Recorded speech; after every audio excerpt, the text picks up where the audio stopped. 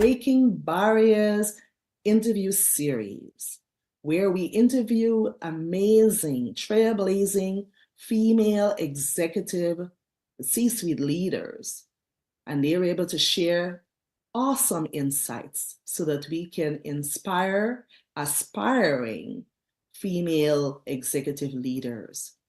We aspire them, encourage them to really take charge and to lead with full or maximum influential power. So today I have the joy and the pleasure of interviewing Ms. Sybil Imel.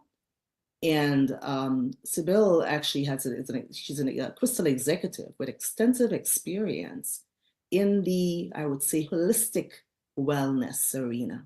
So I'll have her give further details on her experience there, but it's a joy to welcome her to Breaking Barriers Boost Through Breaking Barriers interview series. Welcome, Sybil. Welcome to Hey there.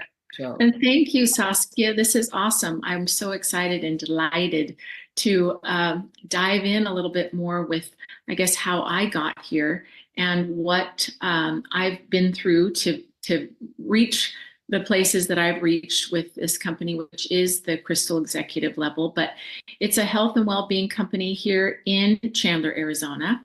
So it's right in my backyard, your backyard, and that makes it really exciting. But I've been with Isagenix for 8 years now, and really just trying to find a fit after being with another network marketing company for over 23 years. It was the Pampered Chef, and I was an executive in that company too. But I'd really hit a place where I had to get really firm with being paid what I was worth.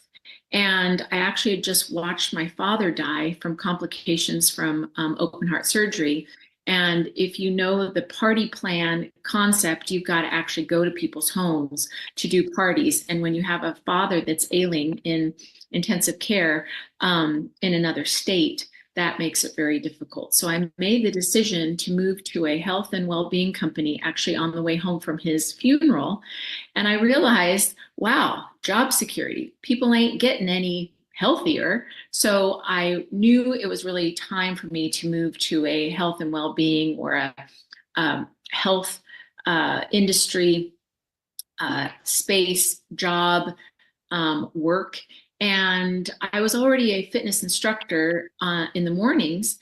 I taught cycling classes for 23 years. So it was a really good fit to marry these two businesses, my fitness career, and then now health and well-being, nutrition, beauty, wealth creation. So I took it real seriously, and I really, really did go rather quickly in this company to get to that executive level. And I've been able to help 7 friends get there too, to have that same level. So it's something that I'm very passionate about, and I'm sure you'll hear kind of my passion come through, but I'm really, really pleased to be here today to educate people on really what I think it takes mentally and, spiritually. And I think that Saskia is going to guide us through a lot of that today. Yes, thank you so much. Brilliantly said. Wow, what an extensive career. It's just an honor to talk with somebody with your wealth of experience and to know and to sense that you have pivoted so beautifully, right? And you have basically evolved, and most importantly, you've helped others along the way to do the same. That is highly commendable. And we at Boost Through, we love to hear that and to converse with people who have done it like yourself, and willing to lend a helping hand to others to lift them up as well, other females that are coming up. So thank you. It's really a pleasure having you here. So in terms of, let's get into the specific challenges you faced in terms of cultivating resiliency, because you had to have resiliency in order to overcome particularly the personal situation with your dad and being able to maneuver, career transition, make that career transition, so to speak.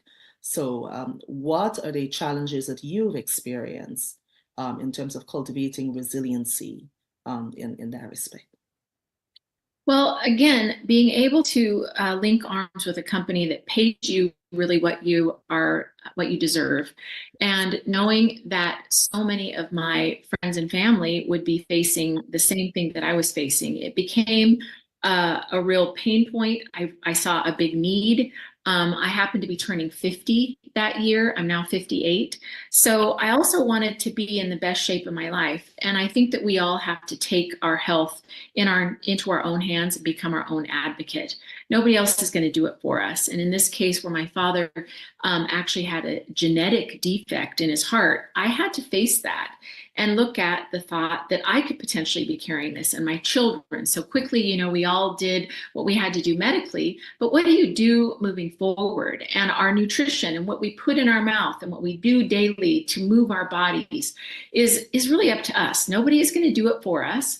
And as a fitness instructor, I could have my class with me for a full hour and work them really hard and work them to their full potential. But what they did with the other 23 hours of the day, I wanted to have some impact on that too. So partnering with a health and well-being company that allows full meal replacements and a ton of encouragement, culture, community, definitely some amazing income, that it felt very, very complete. It felt like I was able to educate them, work them out, but then still have some impact in what they did with the rest of their day.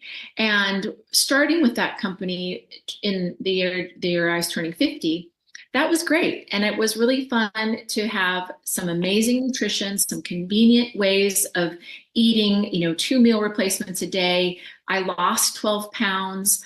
I went into my 50th birthday feeling and looking great.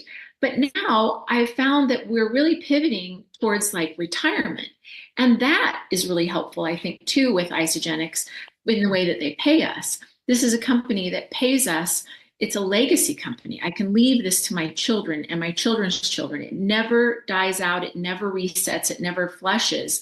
So I understood that the work that I was doing in that year that I was turning 50 would pay me for the rest of my life, my children's life, my grandchildren's life. I don't have grandchildren yet. I'm hoping for them. But I really wanted to make a legacy and an imprint in this major decision that I had to make when I was turning 50. So I think our company, thankfully, they've aged with me, and now we're really, really operating strong in the beauty space, the anti-aging market, memory, focus. It just feels like that decision I made has worked with me through all of the transitions that I've made in the last 8 years. And I'm so glad that I did get to that point 8 years ago. But it's been fun. I do have 10,000 people on my team, 7 of which I mentioned earlier have also hit this level of executive. And it's helpful to have systems in place.